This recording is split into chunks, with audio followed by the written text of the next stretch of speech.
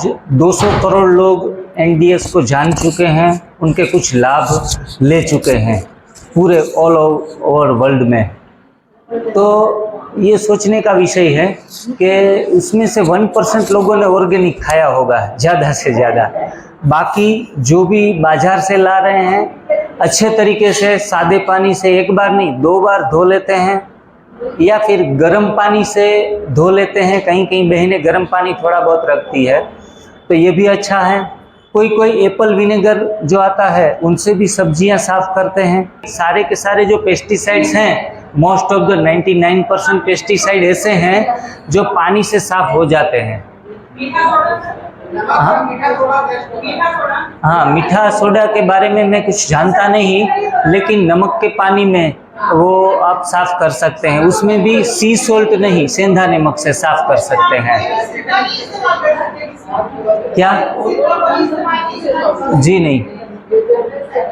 और चौहान सर जहाँ भी शिविर लगाते हैं, मानो कि ग्रेप्स की शिविर है, ग्रेप्स के नासिक में सारे बगीचे हैं ग्रेप्स के, तो सुबह इतनी दवा का पेस्टिसाइड का छंटकाव रहता है कि ग्रेप्स दिखती नहीं, दवाइयों के बादल दिखते हैं, ऐसे होता है। फिर भी वहाँ जाके सीधा खा रहे थे, तो वहाँ के जो फार्मर थे ना, उन्हों को सर को रोका बीवी चौहान सर को, आप ऐसे मत खाइए, ये बहुत जहरीला है। लेकिन पेस्टिसाइड लगभग छिंटकाव करने के 2 मिनट के बाद वो आउट ऑफ डेट हो जाता है। उनका जो जहरीलापन है ना, वो ऊपर के कीड़ों को मार लेता है और 2 मिनट में खुद भी मर जाता है। तो लंबी आयु तक वो हमें नुकसान करने वाला नहीं है, वरना तो सारे जानवर मर चुके होंगे। उनके सारे भोजन पेस्टिसाइड से बन रहे हैं।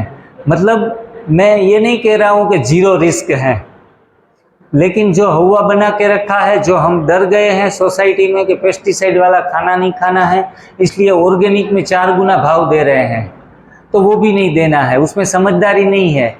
हाँ, अगर आसपास में थोड़ी जगह है और खुद के लिए कुछ बना लें, पालक है, धनिया है, सब उगा कर बना सकते हैं तो बेस्ट ऑप्शन है। लेकिन उनके लिए इतना पंक्चुअल और इतना टाइट नहीं होना है कि अच्छी चीज़ें और ऑर्गेनिक चीज़ें ही खाएं। जो भी बाज़ार में मिल रहा है ना, अच्छे तरीके से पानी से धो लें, वाटर सोल्यूबल है, सब वाटर में एब्जॉर्ब हो जाएंगे। तो आराम से कच्चा भोजन खाते रहेंगे जो बाज़ार में मिल रहा है। और एक बात ध्यान रखनी है, कहीं कहीं तरबूज हैं या लौकी है, वो इंजेक्शन लगा के बड़ी बना देते हैं, तो ऐसे हेवी टॉक्सिक जो है ना, उनसे बच के रहना है।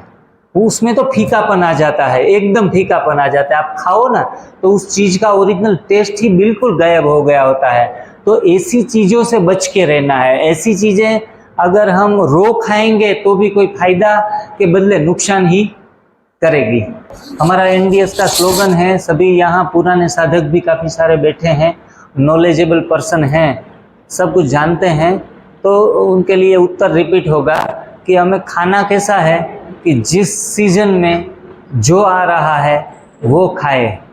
जैसे हम टमाटर को रक्त फल कहेंगे, खून बढ़ाने वाला, तो मैं कहूँगा कि जो 100 रुपये के किलो टमाटर खाएंगे तो खून की कमी आ जाएगी, क्योंकि पैसे कम होंगे ना, तो हमारे के अंदर मज़ा नहीं आएगा, तो खून जलता रहेगा। तो ऐसे नेचुरोपैथी है या आयुर्वेदिक है, उसमें कोई प्रिंसिपल लगे हुए हैं कि जो आप सहजन की पत्ती खाएंगे तो मैक्सिमम कैल्शियम मिलेगा, केला खाएंगे तो कैल्शियम मिलेगा, आम खाएंगे तो ये मिलेगा। हर एक कंटेंट्स जो हैं calcium, magnesium, potassium and A to Z जो भी विटामिन्स हैं वो हर एक चीज़ों के साथ जोड़ दिया है नेचुरोपैथी में, आयुर्वेदिक में। लेकिन एनडीएस में एक सिंपल फॉर्मूला ये है कि आज के दिन में क्या मिल रहा है वो ज़्यादा से ज़्यादा खाइए। मतलब हम उलझते नहीं हैं, खाने के बारे में उलझते नहीं हैं और खाने के बारे में ज़्यादा नियम नहीं बनाएंगे। हैं, आराम से आज की तारीख में देखो, किसी घोड़े को कैल्शियम की कमी नहीं आ रही है, वो गिन गिन के नहीं खा रहा है, वो कंटेंट प्रॉपर कहाँ से कितना मिल रहा है वो गिन के या वजन करके नहीं खा रहा है। भूख लगे तब मुंह डालता है खाने में। और एक बात तो नई बात ये है कि वो एक ही प्रकार की चीज़ें 365 दिन भी खाए तो भी A to Z विटामिन कम नहीं हो रहे हैं। मतलब कुदरत के नियम कुछ अलग है, हम कुछ अलग कर बैठे हैं। हैं। जो नॉर्थ में एप्पल आ रहे हैं तो आप बड़े एप्पल मज़े से खाइए, यहाँ नहीं मिल रहे हैं तो 200 के किलो लेकर खाना मूर्खता है। और हम उलझन में हेल्थ सब्जेक्ट को कॉम्प्लिकेटेड बना दिया है। लेकिन जब भी आम मिल रहा है ना तो 2 महीने आम के मज़े लीजिए, अमरूद मिल रहे हैं तो अमरूद के मज़े लीजिए, टमाटर 10 के केजी मिल रहे हैं ना तो पूरे दिन में 4 बार टमाटर का जूस बनाकर पी लीजिए। घर पे जाके बड़े आराम से रहिए। कोई कोई सीजन ऐसा होता है बहनें कंप्लेन करके कुछ नहीं मिल रहा है, हैं कुछ नहीं मिल रहा है। तो जब 2 महीने के लिए से शुरू हो चुका है कि कुछ नहीं मिल रहा है, जो मिल रहा है महंगा मिल रहा है, लेकिन भगवान ने उसी समय महंगा रख दिया। बरोबर है, कोई ना कोई 2-3 चीजों का इंतजाम उन्होंने ऊपर वाले ने किया है। लेकिन जिनको अच्छे तरीके से करना नहीं है ना, वो ज्यादा से ज्यादा एक्सक्यूज सामने रखेंगे। कोई तो कहते अभी अप्रैल महीना है ना, अप्रैल नहीं, हम मई और जून से स्टार्ट करेंगे, इनको का सीजन है ना, तो एनडीए से भी 2 महीने स्टॉप कर देते हैं। तो ऐसा नहीं, मैंने अप्रैल में चालू किया था, 1 अप्रैल को 2017-18 के बीच में। तो मैंने देखा बाजार में क्या आ रहा है, तो मैंने देखा तो बाजार में सिर्फ ग्रेप्स के अलावा कुछ है ही नहीं मार्केट में। जो भी है वो पका, जो वेजिटेबल्स हैं वो भी महंगे महंगे हैं। तो मैंने ये शुरू तो कर दिया, सिर्फ ग्रेप्स और केले 12 महीने मिलते हैं। ग्रेप्स और केले खा के 6 महीने में 94 केजी से सीधा आ गया 62 केजी। तो मैंने देखा कि कोई न्यूट्रिशन कम नहीं पड़े हैं, ठीक ठाक पहले चल नहीं पा रहा था तो अभी दौड़ रहा हूँ और सारी बीमारी से मुक्त हो रहा हूँ। तो मुझे बाद में सब इक्वेशन पता चला। पहले साइंस टीचर होने के नाते काफी इक्वेशन मेरे दिमाग में घुस गए थे। सुबह सुबह उठ के लेमन वाटर पी लिया करो, काढ़ा बनाओ, इस प्रकार का काढ़ा बनाओ, तो काफी सारी उलझनों में 5-7 साल रहा।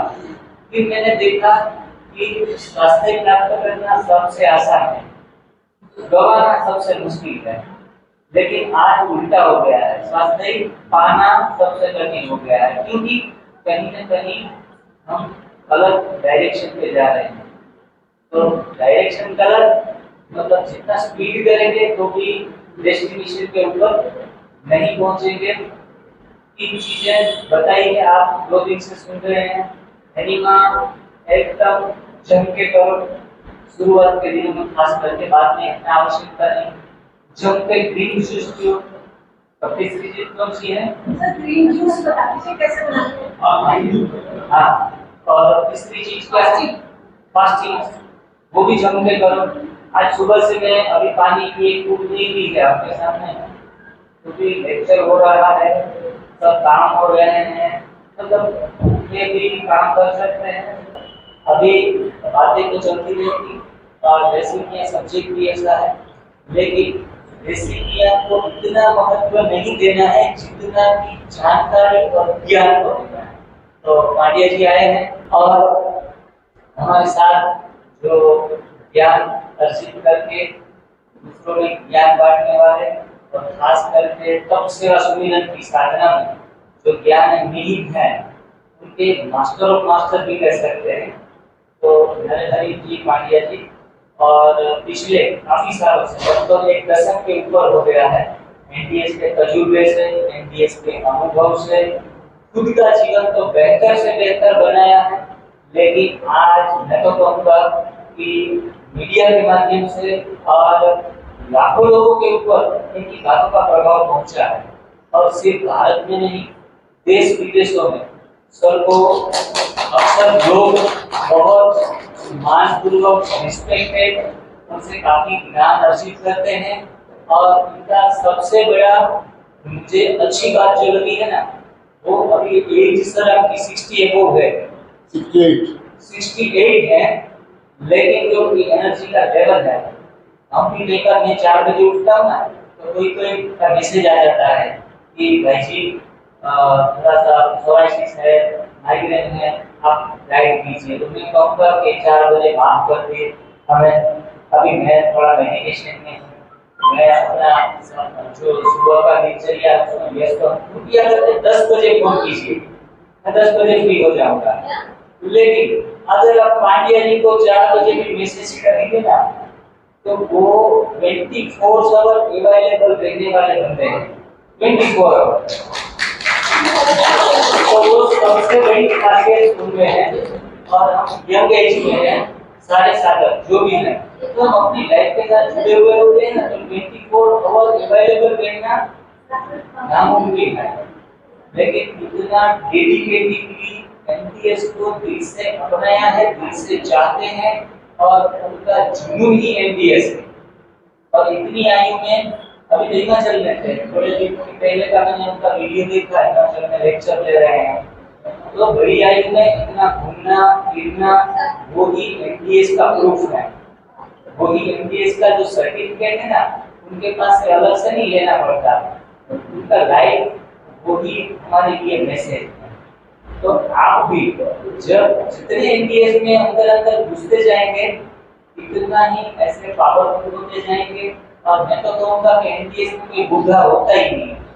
और हमारे आइडल जो हमारे साथ नर्सरी पंड्या जी, ये सब के जब हम जो एमटीएस में बच्चे थे ना, आज से 7 साल 6-7 साल पहले, तो मैंने सारे साधकों के जो पुराने हैं, जो एक दीपक के समान आगे खड़े हुए हैं, उनके वीडियो एक बार नहीं, 2 बार 3 बार 10 बार देखे हैं। सिर्फ बीवी चौहान सर के नहीं, मैं पांड्या जी के भी देखता था, आनंदी काफी भी देखता था, और हमारे जो पुराने अहमदाबाद में काफी सारे लोग जो जुड़े हुए हैं, धर्मा जी हैं, वो हमारे भाई जी, अमरीश जी हैं, राजेश भाई हैं, कुछ न कुछ अपने हिसाब से काम कर रहे हैं। तो उनमें भी हर एक आत्माओं में कुछ न कुछ नई विशेषताएं हैं, तो उनके नॉलेज से ही थोड़े थोड़े बड़े हो रहे हैं। तो ज्यादा टाइम न लेते हुए शर्तों में रिक्वेस्ट करूंगा और सर की में और 1 मिनट टाइम ले लेता हूँ कि सर एक एग्जाम्पल देते हैं, वो भी एक स्टोरी आपको अवश्य समय मिलते सुनाएंगे। वो कहते हैं कि पुराने समय में वो बहुत ज्यादा खाते थे, वो अनुभव भी अभी सुनाया नहीं होगा। वो कहते थे कि मैं जितना भी खाऊं हमेशा 2 रोटी की जगह बचाता, 2 रोटी की जगह बचनी चाहिए। तो वो पहले 20 रोटी भी आराम से खा सकते थे, तो कहते कभी बस, तो बोले कि अभी नहीं खाऊंगा, 2 रोटी की जगह बचाऊंगा। तो जितना भी खाते थे बाद में 2 रोटी की जगह बची। वैसे मनी इंसिडेंट भी आगे सुनाएंगे, लेकिन आज पांड्या जी आप अपना वक्तव्य आगे जारी रखिए, और सभी जो भी लोग आए हैं तो आपके ज्ञान से लाभान्वित कीजिए। थैंक यू, आप सभी लोगों का बहुत बहुत धन्यवाद, आभार, थैंक यू वेरी मच। आप सभी के चरणों में कोटि कोटि प्रणाम।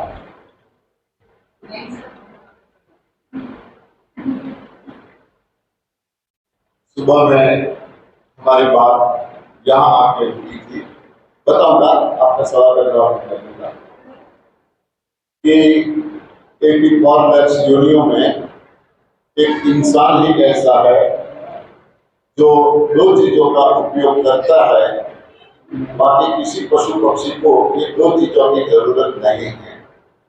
और वो मैंने बताया, एक है मिल्क और वो भी पराई माँ का। पराई माँ के मिल्क की किसी पशु पक्षी को जरूरत नहीं पड़ती है। सिर्फ इंसान ही एक ऐसा है जो अपने आप को बुद्धिजीवी मान के चल रहा है। लेकिन और में यदि सबसे बुद्धिजीवी कोई है तो इंसान, वो अपने आप में समझ लिया है। किसी गधे को पूछो हमारे बारे में वो क्या सोचता है, किसी कुत्ते को पूछो, आराम से बेचारा बैठा है, चलते हैं, लात लगा ली, क्या सोचता होगा वो हमारे बारे में। मगर अपने आप हम बुद्धिजीवी मान के बैठे हैं। और पराई माँ का दूध, और वो भी जानवरों का दूध हम लेते हैं। काफी डिस्कस हो गई इसके बारे में। दूसरी चीज मैंने बताई, पका हुआ आहार। किसी पशु पक्षी को पका हुआ आहार खाने की जरूरत नहीं पड़ती है, इंसान ही खाता है। ये 2 चीजों लेने से आज कोई घर ऐसा नहीं है जिसके घर में दवाई ना आती, कोई घर बाकी नहीं है जहां ये 2 चीजों का उपयोग होता है। कुदरत के सहारे जीने वाले पशु पक्षी ये दोनों चीजों से परे है, उनको वो चीजों की जरूरत ही नहीं पड़ती। वहां कोई बीमार नहीं है, यहाँ कोई गन खाली नहीं। तो मैंने 2 वरदान आपसे मांगे थे और आप सबने बोला था, किसी ने सोचा कि आप बताओ तो सही क्या छोड़ना है। ये 2 चीजें मैंने बताई।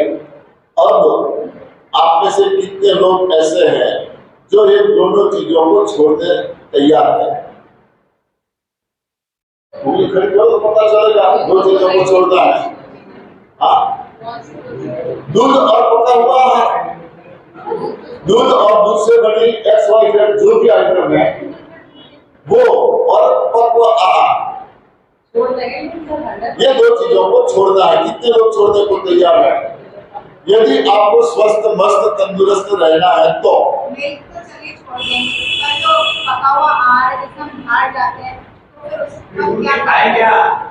खाए तो क्या खाए, बस ये सवाल आते हैं। देखो, आज आपने खाया 2 बॉल को, सबने खाया, कैसा लगा? पका हुआ था तो फिर क्या सकता? हाँ, उसे हम बोलते हैं कच्चा। हाँ, कच्चा बोला ना, कोई चीज इसमें कच्ची नहीं थी। सूर्य की गर्मी से, चंद्र की शीतलता से, हाँ, हवा से पक कर तैयार होती है, तब वो चीजें मार्केट में आती है। हाँ, मगर हमारे दिमाग में ये है कि ये कच्चा। जब तक कच्चे पक्के का भेद नहीं हम समझेंगे, तब तक ये सिस्टम ठीक से फॉलो भी नहीं कर पाएंगे। जिसे हम आग पर चढ़ाते हैं उसे हम पक्का मान के बैठे हैं। वास्तव में पक्का तो ये है जो सूर्य की गर्मी से पका हुआ है, नेचुरल है, वो पक्का आहार है। पक्का यानी सही आहार, कच्चा यानी गलत आहार। तो आग को चढ़ा के तो हम उसको कच्चा बना देते हैं और उसे हम पक्का मानते हैं। तो पहले तो कच्चे पक्के का भेद समझो। और इसीलिए जहां शिविरें होती है वहां मैं बोलता हूँ, वैसे तो हमारे गुजराती में है ये, मगर मैं हिंदी में कोशिश करूंगा दोहे के रूप में।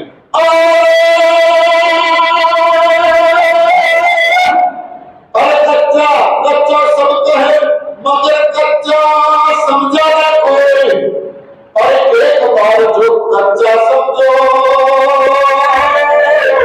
अरे तुम्हारे दर्द रहना कोई। एक बार आप कच्चे का समझ लो, फिर देखो कोई दर्द ही नहीं रहेगा। और हम उसे सच्चा साधक कहते हैं जो कच्चे पक्के का भेद समझता है। फिर से सुनो, जो कच्चा भोजन है वो ही पक्का भोजन है, जिसे हम कच्चा मानते हैं, जो आपने भी खाया। जो कच्चा भोजन है वही पक्का भोजन है, और जिसे आग पे चढ़ा के हम पक्का मानते हैं वो कच्चा भोजन है। तो क्या कहते हैं? कच्चा भोजन पक्का भोजन, पक्का भोजन कच्चा। क्या?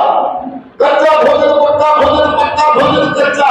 कच्चे पक्के का भेद जो समझे वो ही साधक सच्चा था।